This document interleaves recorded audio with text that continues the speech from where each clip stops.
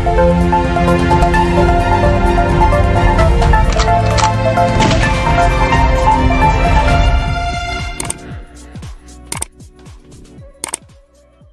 BPSC 67वीं का result जारी हुआ। बिहार के मधेपुरा का एक बेटा ने नाम रोशन कर दिया, उनका सिलेक्शन हो गया। हालांकि इससे पहले वो 2 बार एग्जाम देते हैं, इंटरव्यू तक जाते हैं और थोड़ा सा पीछे रह जाते हैं। बाकी इस बार उनका सिलेक्शन हो गया। बिहार के मधेपुरा वार्ड नंबर 20 में इनका घर है।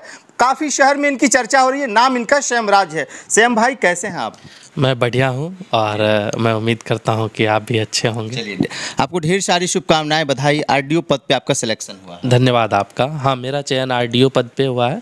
ओवरऑल रैंकिंग जो है मेरी वो 356 है और आरडीओ में जो रैंकिंग है मेरी वो 53rd रैंक है। तो काफ़ी खुशी का माहौल है। अच्छा, अब बातचीत की शुरुआत करते हैं। हम आपसे ये जानना चाहते हैं, पढ़ाई लिखाई की शुरुआत शहर मधेपुरा से शुरू करते हैं, फिर उसके बाद कहाँ कहाँ आपने पढ़ाई लिखाई किया या फिर मोबाइल के से संबंधित चीज़ों को आपने किया? 5वीं तक मेरी पढ़ाई मधेपुरा में ही लोकल स्तर पे, खास करके पिता के संरक्षण में ही हुआ। 6ठी से मैं विद्या विहार रेसिडेंशियल स्कूल परोड़ा पूर्णिया आवासीय विद्यालय है, मैं वहीं चला गया और 10वीं तक की मेरी पढ़ाई वहीं हुई। फिर मैं कोटा गया और किसी कारणवश मैं इंजीनियरिंग को नहीं परस्यू किया, कंटिन्यू किया और फिर मैं दिल्ली विश्वविद्यालय में इकोनॉमिक्स में मैंने अपना ग्रेजुएशन पूरा किया 2017 में। और 2018 से मैं लगातार मास्टर्स भी मैं कंटिन्यू कर रहा था और नेट जीआरएफ भी मैंने क्वालिफाई किया है और साथ के साथ मैं अपनी यूपीएससी को मुख्य रूप से तैयारी में लगा हुआ था और निरंतर बीपीएससी में भी अटेम्प्ट दे रहा था।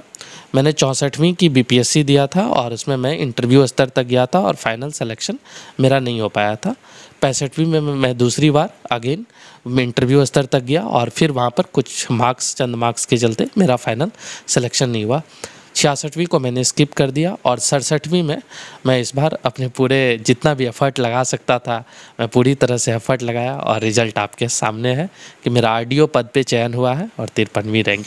कमी कहाँ रह जाती थी? पीछे क्यों रह जाते थे?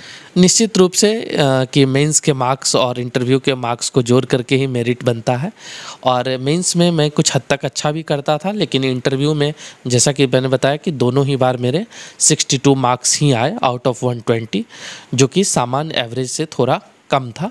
बट इस बार मैंने इंटरव्यू में भी काफ़ी अच्छा काम किया और इंटरव्यू पैनल भी इस बार बहुत खुश नज़र आए।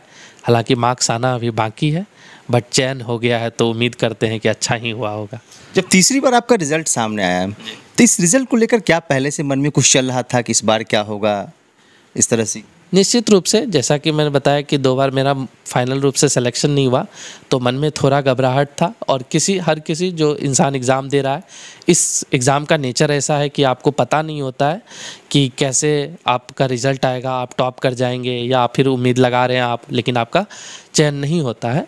तो इन्हीं उधेड़बुन में मैं भी फंसा हुआ था, लेकिन कहीं न कहीं क्योंकि मैंने मेंस में काफ़ी अच्छा इस बार परफॉर्म किया था, मुझे ये उम्मीद था कि फाइनल लिस्ट में मैं कहीं न कहीं ज़रूर आऊँगा और आरडीओ पद मिला या मेरा चौथा चॉइस भी था प्रेफरेंस के हिसाब से, तो वो मुझे मिला तो काफ़ी खुशी है।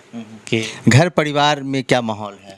हाँ, मम्मी पापा अभी वर्तमान रूप से मेरे साथ में थे तो सब इसी उम्मीद में थे कि कुछ अच्छा हो जाए इस बार और काफ़ी एकदम माहौल थोड़ा सा शुरुआत में ऐसा था कि रिज़ल्ट जब तक नहीं आ जा रहा है तो सब शांत पड़े थे, बट जैसे ही रिज़ल्ट आया तो सब एकदम खुशी से मम्मी पापा भी झूम गए और अच्छा लगा उनकी खुशी देख के। जैसे आपका रिजल्ट जारी होने से कुछ देर पहले तक तो काफ़ी चीज़ें मन में चल रहा होगा, उसमें क्या चल रहा था? सोच क्या रहे थे कि इस बार क्या होगा, क्या नहीं होगा, क्या हो सकता है?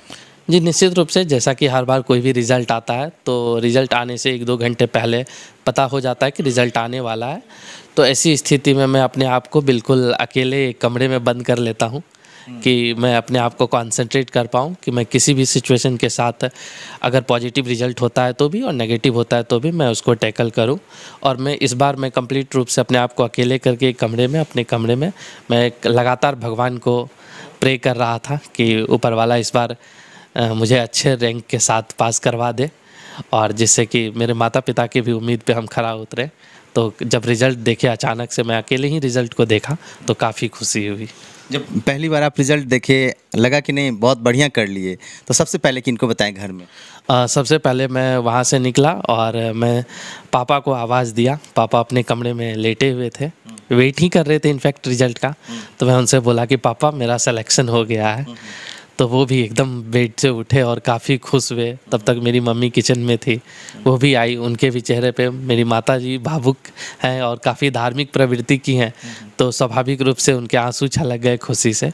और बहुत ही एक ऐसा माहौल था कि लगा कि पूरे परिवार का ये वर्षों का तपस्या जो है कहीं ना कहीं फलीभूत हुआ है, तो अच्छा लगा। अच्छा सैम भाई, हम एक बात आपसे जानना चाह रहे हैं। जैसा कि आप बताएं कि 2 बार दिए पीछे रह जाते थे, अगर कहीं ना कहीं अगर इन चीज़ों को छोड़ देते तो शायद ये जो बड़ी खुशी आपको आज की तारीख में मिला है, एक अधिकारी बनेंगे, एक विभाग को आप देखेंगे, तो कहीं ना कहीं लगता नहीं है कि अगर छोड़ दिए होते तो शायद इस मुकाम तक।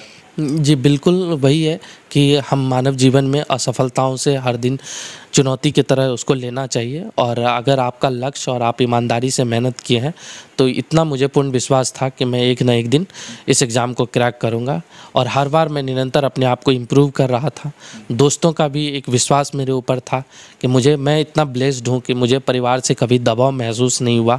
और मेरे दोस्तों ने हमेशा मेरे अंदर एक वो पॉजिटिव चीज़ देखी कि तुम्हारा सिलेक्शन नहीं होने का कोई एक रीज़न नहीं है, वो सिलेक्शन पता नहीं जिस भी रीज़न से रुक रहा हो, बट एक दिन तुम्हारा सिलेक्शन होगा। तो ये कहीं ना कहीं मेरे अंदर भी एक विश्वास डेवलप करता था कि हाँ, हम उस लायक हैं कि निकाल सकते हैं, इसलिए हम कभी उससे उदास नहीं हुए। यानी लगातार कंटिन्यू अपने आप को मैं उसमें रिज़ल्ट नहीं होने के बाद 1-2 दिन का जो सेटबैक होता था वो डेफिनेटली हर इंसान के साथ होता है, और वो सेटबैक होता था, लेकिन अगेन मैं उस चीज़ से बाउंस बैक कर करके फिर उस अगले लक्ष्य के लिए मैं निरंतर लग जाता था। तो यही मुख्य रूप से सफलता दिलाई है। आरडीओ पद पे आप चयनित हुए हैं। अगर हिंदी में हम पूछे या फिर हम आपसे जानना चाहिए, आरडीओ पद होता क्या है, किस काम को लेकर? जैसा कि नाम है, रूरल डेवलपमेंट ऑफिसर, ग्रामीण विकास पदाधिकारी कहते हैं। पहले ये बीडीओ के नाम से ही प्रचलित था। अभी जो लोग आरडीओ पद पे चयनित हो रहे हैं, कई बार उनको बीडीओ का ही कार्यभार मिल जाता है, या अगर सीटें खाली है तो ब्लॉक स्तर पे ही उनको बाद में प्रमोशन के जरिए बीडीओ बना दिया जाता है। तो ये जो है कि मुख्य रूप से ब्लॉक स्तर पे आप हेड ऑफ़ द इंस्टीट्यूशन हैं, और वहाँ पर आपको सारी योजनाओं को, जो भी वेलफेयर स्कीम्स गवर्नमेंट द्वारा चलाई जा रही है, उसको कहीं ना कहीं धरातल पे उतारना होता है। आप समाज के उस तबके के साथ जुड़ते हैं जो कहीं ना कहीं मार्जिनलाइज्ड है, और उनको आप एक न्याय दिलाने की कोशिश करते हैं, और यही कोशिश मेरी भी रहेगी। अच्छा, खुश तो काफ़ी होंगे आज की तारीख में। जी बिल्कुल, ये खुशी का माहौल है। रिजल्ट देखने के बाद रात में नींद अच्छी आई थी? हाँ, एक काफ़ी सुकून था कि करीब ये 6-7 साल की तपस्या थी। 6-7 साल? हाँ, क्योंकि 2017 में मेरा ग्रेजुएशन हो गया, मैं लगातार यूपीएससी की एग्ज़ाम भी दे रहा था, तो मुख्य फाइनल सिलेक्शन जो था ये मुझे इस बार देखने के लिए मिला, तो काफ़ी सुकून का पल था। और कई बार रात में नींद खुली और अच्छा अनुभव हुआ फिर, लेकिन काफ़ी सही रहा। जब सुबह आँख खुली तो शुरुआत आज की दिन की कहाँ से की है? निश्चित रूप से आप जैसे जो भी मीडिया बंधु भाई लोग थे, उनका कल से ही आना लगातार जारी था। आज भी मुझे कई जगह से इनविटेशन था आना है, तो मैं अपने आप को उसके लिए तैयार कर रहा था। और घर पे जो मिलने वाले आ रहे थे उनके साथ भी खुशियाँ साझा करना था, तो इसी तरह से टाइम कटा और अभी आपके साथ हैं। सुबह से लेके अब तक और कल से लेके अभी तक कितने कॉल, कितने मैसेज, कितने संदेश, कितनी मुबारकबाद मिले? निश्चित रूप से जब रिज़ल्ट आया तो call back to back start हुए, करीब सैकड़ों में कॉल आए। जो भी हमसे जुड़े हुए लोग थे उनका कॉल आया। उन सबको मैं आपके माध्यम से धन्यवाद कहना चाहता हूं कि यह सिर्फ मेरी सफलता नहीं है, उनका भी इसमें बहुत बड़ा योगदान है। प्रत्यक्ष और परोक्ष रूप से हमें कई बार पता नहीं चलता है, बट डेफिनेटली उनका बहुत बड़ा योगदान है, और उन सब के लिए हम उन सबको धन्यवाद कहना चाहेंगे। तो काफ़ी अच्छा भी लग रहा है ये पल, अगर मुझे मिला है कि मुझे लोग याद कर रहे हैं ऐसी सफलता के लिए, तो शुक्रगुजार हूँ। जो भाई, जो बहन हमारी तैयारी कर रही हैं या फिर कम अंक से पीछे रह जाते हैं, सैम भाई का उनसे क्या कहना होगा?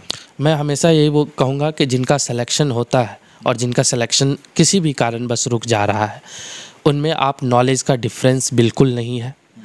नॉलेज सबके पास समान है। कई बार एक चांस की बात होती है कि कुछ एंगल्स आपने उससे बेटर कर लिया तो आपका सिलेक्शन हो गया। तो जिन भाई बहन लोगों का जिनका सिलेक्शन नहीं भी हो पाया इस बार, वो बिल्कुल हतोत्साहित नहीं हुए। मैं जहाँ पर आज आप खड़े हैं मैं भी कल वहीं खड़ा था, और जिस तरह से मुझे सफलता मिली है आपको भी निश्चित रूप से सफलता मिलेगी। और मधेपुरा और जो भी आपके दर्शक हैं, श्रोता हैं, मैं उनसे यही कहना चाहूँगा कि पूरी ईमानदारी से लगे रहिए और सफलता निश्चित मिलती है। इस वक्त हम मधेपुरा टाइम्स कार्यालय में हैं और काफ़ी सर भी यहाँ मौजूद हैं, तो मतलब इंटरव्यू के सिलसिले से आए हुए थे सर के पास? हाँ, मैं मधेपुरा टाइम्स में मेरा यहाँ पर इंटरव्यू शेड्यूल था सर के साथ, तो मैं उनका बहुत बहुत शुक्रिया अदा करता हूँ। तो काफ़ी अच्छा प्लेटफॉर्म दिया उन्होंने, फिर आपसे भी मुलाकात हुई।